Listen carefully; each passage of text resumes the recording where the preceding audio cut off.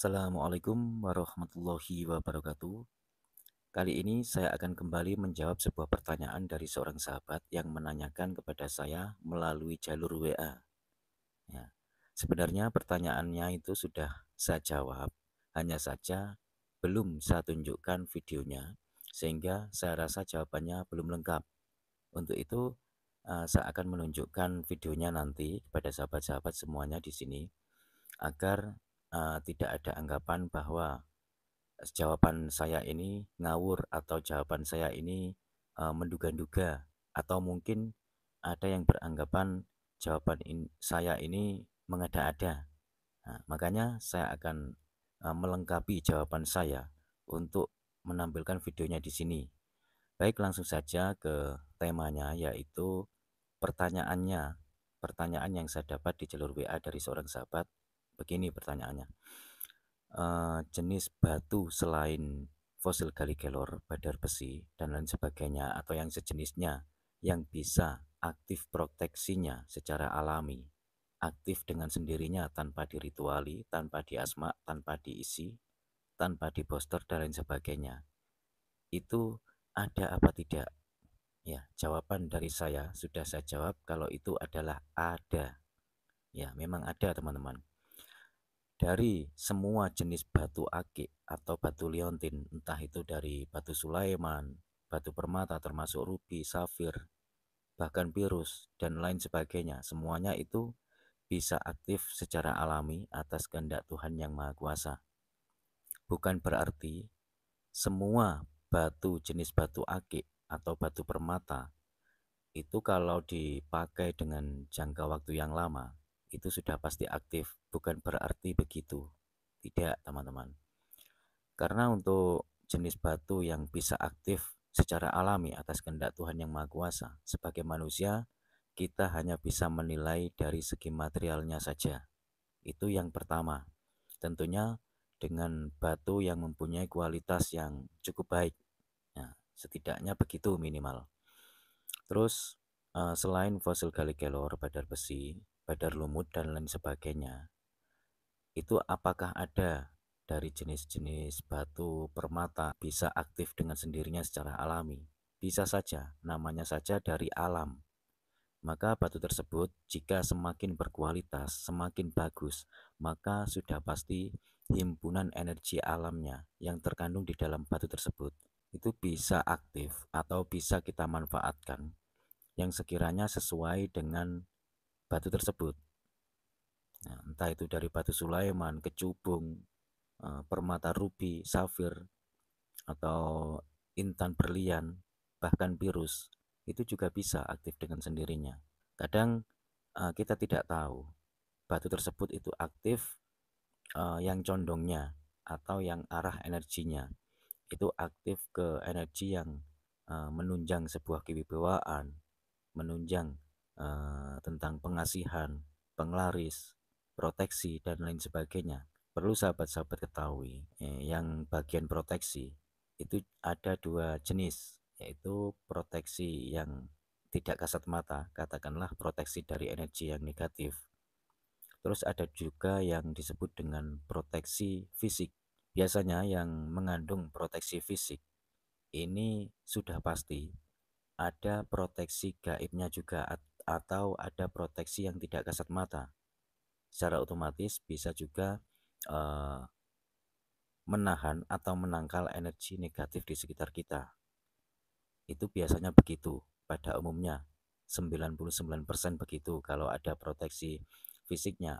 Biasanya proteksi dari proteksi yang astral atau yang tidak kasat mata itu biasanya ada dan mengikuti. Tapi kalau batu tersebut mempunyai kekuatan energi alam yang mengarahnya ke proteksi yang tidak kasat mata, yaitu melindungi pemakainya dari energi yang negatif, itu belum tentu mempunyai proteksi fisik gitu, belum tentu mempunyai proteksi fisik. Tapi kalau yang mempunyai proteksi fisik itu biasanya kebanyakan 99% juga mempunyai proteksi yang tidak kasat mata. Seperti yang saya katakan tadi.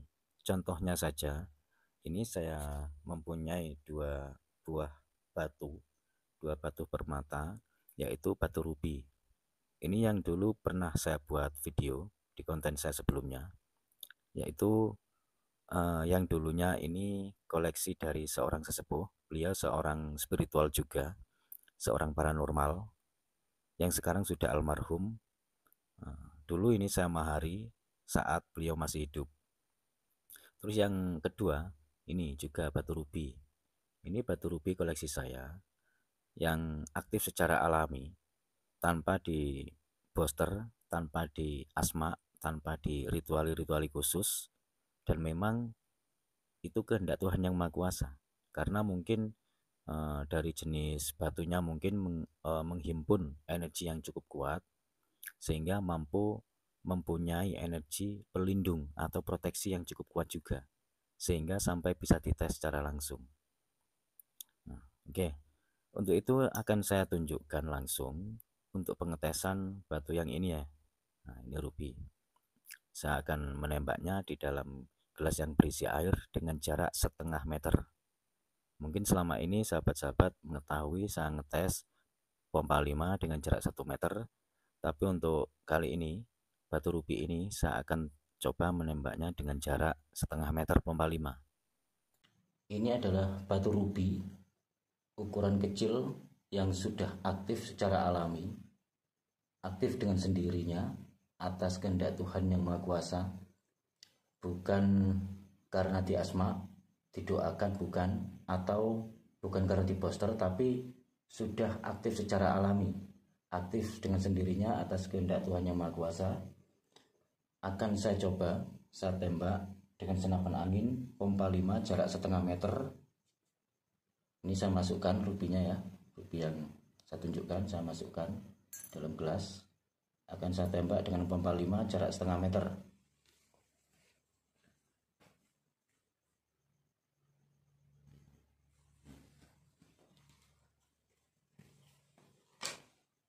Satu, dua, tiga, empat, lima.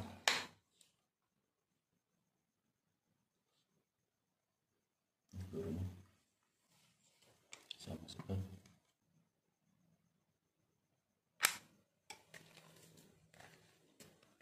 Ini bisa diperhatikan, ini jaraknya 0,5 meter.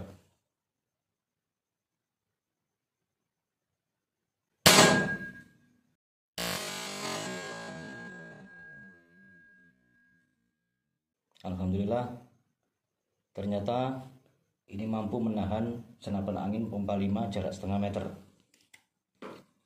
Sebenarnya saya ingin mengulangi lagi, tapi kebetulan ini pelurunya habis. Jadi tadi pelurunya tinggal 1. Terpaksa tidak saya ulangi lagi, dan ternyata hasilnya ini tidak apa-apa. Pompa 5 jarak 0,5 meter mampu menahan senapan angin. Sedikit pun tidak ada lukanya atau tidak ada retaknya.